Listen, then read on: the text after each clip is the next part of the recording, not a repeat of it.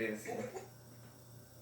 Numbers on Friday invoked George Floyd's name, saying this was a great day for him, which is utterly fucking disgusting. But I fact-checked this, and he did, and it was utterly fucking disgusting. we're actually not going to focus on Trump tonight, nor are we, unlike Sunday cable news, going to dwell on the incidents of looting that occurred, except to say, if you said the name Macy's more than you said the name Breonna Taylor this week, you can very much fuck off. Likewise, Jokes are funny when they are true, and this one is funny, and delivered well. And sometimes funny things can be about very sad things.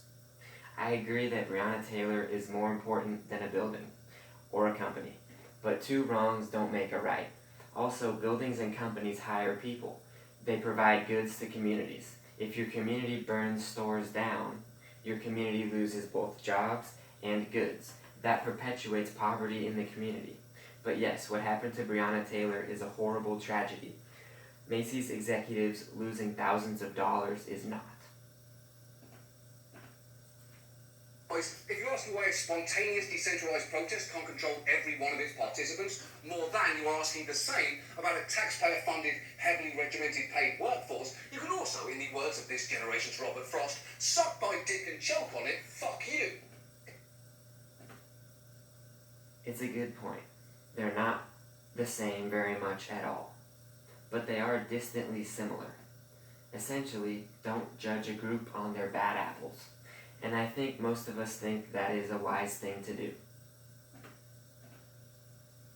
Instead, tonight, let's talk about the police. Because all week, we've seen graphic videos which are going to be hard to watch, of them driving directly into crowds, beating people with sticks, and sometimes assaulting the right to assemble with shocking speed and barbarity. Shoot people?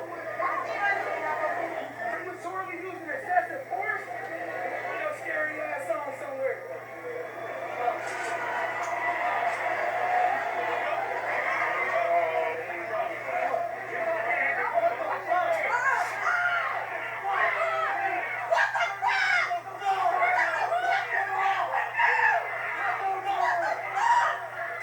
It's genuinely impossible to overstate how enraging that is.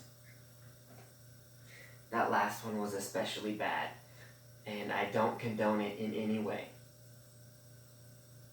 But some of those clips involved people fighting the police, and anyone literally fighting the police should be fought back by the police, even if the police started the fight. But again, we do have some, maybe a lot, of terrible cops who don't know how to control themselves in a fight, and are way too aggressive and harmful, and who start fights for no good reason. And if you feel like you need to defend yourself from a cop for your life and you can't run away, then I understand fighting back. But be aware that the cop might be making the same type of decision if things escalate to heavy violence. And once again, I'm happy that the protests are exposing even more of these bad cops, and we are taking these things more seriously, because they are extremely serious. They're protesting excessive force by police, and the police just start pepper spraying them like it's fucking sunscreen.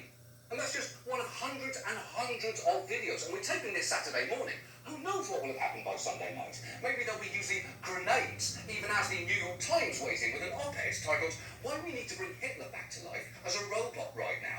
They just think it's valuable that you read that point of view. I mean, they didn't, but they think that you really should. And look, The Hitler thing is very odd, and I don't know what it has to do with his extreme grenade exaggeration, but okay. to any viewers sitting at home shocked by the scenes of police brutality, I get it. I'm white too. But it's worth remembering that's the... So only white people are shocked by the police brutality we've seen recently. I feel like we've all been shocked. But John is saying that only white people are surprised by the police brutality because they don't know it to be the case already, like people of color do. Well, I think a very large percentage of white people are not surprised to see police brutality involved, the police brutality involved in George Floyd, and or the potential racism of some cops. Why is John trying to divide us on race? He's literally saying white people were ignorant of police brutality before George Floyd and everything that followed. I mean, I get it. He's a comedian. He's being hyperbolic. But still, he's being extremely hyperbolic to an absurd degree, and he's using race to put people into categories. The tip of a very large iceberg. It didn't start this week, or with this president, and it always disproportionately falls on black communities, because here are some hard facts. Okay, so this is going to be the crux of his segment, right? He's going to answer why police brutality disproportionately hits people of color / black people. So before he goes on, I'm just going to give my spiel about why I think it's disproportionate. Number one, there's racism out there. If you're going to complain about this video, don't forget I said this. Cops, lawyers, judges, juries, jail guards, parole officers, real estate agents, employers, government agents, etc. It's out there. I'm not going to deny racism plays a role in the disparity of police brutality disproportionately affecting people of color / black people. How much of a role does racism play in this?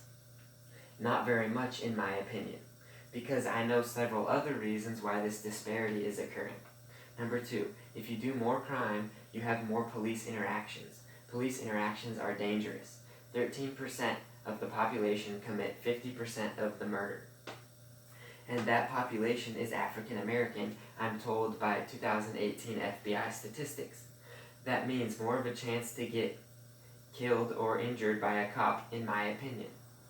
If you never break the law, you might never have to deal with the police at all, except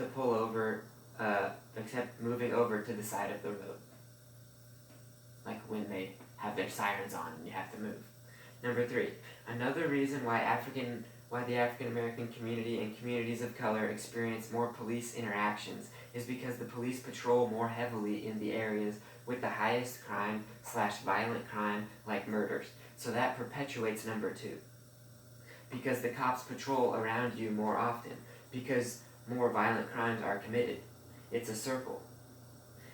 Number four, and a major reason why violent crime or crime of any kind is committed is poverty. Poverty is perhaps the biggest problem. Poverty cannot be separated from a community's crime rate. Number five, use of body-decaying drugs like crack and meth. This cannot be separated from poverty.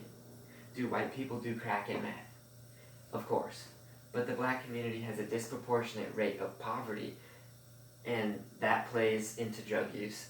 That's my point. Number six, slavery is related to black people on average's relative poverty today.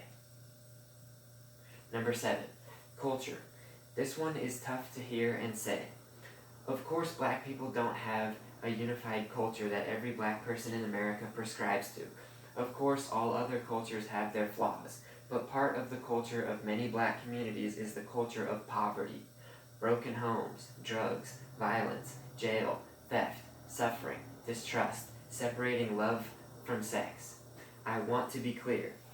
I'm not saying African descendant people are genetically disposed to be anything except amazing human beings like all of us, or that there aren't amazing things from African culture, or that African culture has to do with being poor. I'm saying it's hard to have your culture break out of the cycle of poverty when your culture is impoverished to begin with, like after slavery in America, because all of the things I've been saying compound on themselves and continue the cycle. But I'm putting responsibility on much of the music and movies and leaders of what you might call the black community. And I'm saying the bad parts of that culture is perhaps doing much more harm than good. LeBron James, he is helping. Kanye West, Nipsey Hussle, Neil deGrasse Tyson, Morgan Freeman, Keegan-Michael Key, and Jordan Peele. They are great leaders and examples for that community and for all communities. But Chris Brown, Cardi B, Jussie Smollett, gangs, the Boondocks, the Dave Chappelle Show, Floyd Money Mayweather, race baiters like Jesse Jackson, anyone who says you ain't black if. Is there a poison in the rest of American culture as well? Absolutely. And I'm not saying you're either on the good side of culture or the bad side.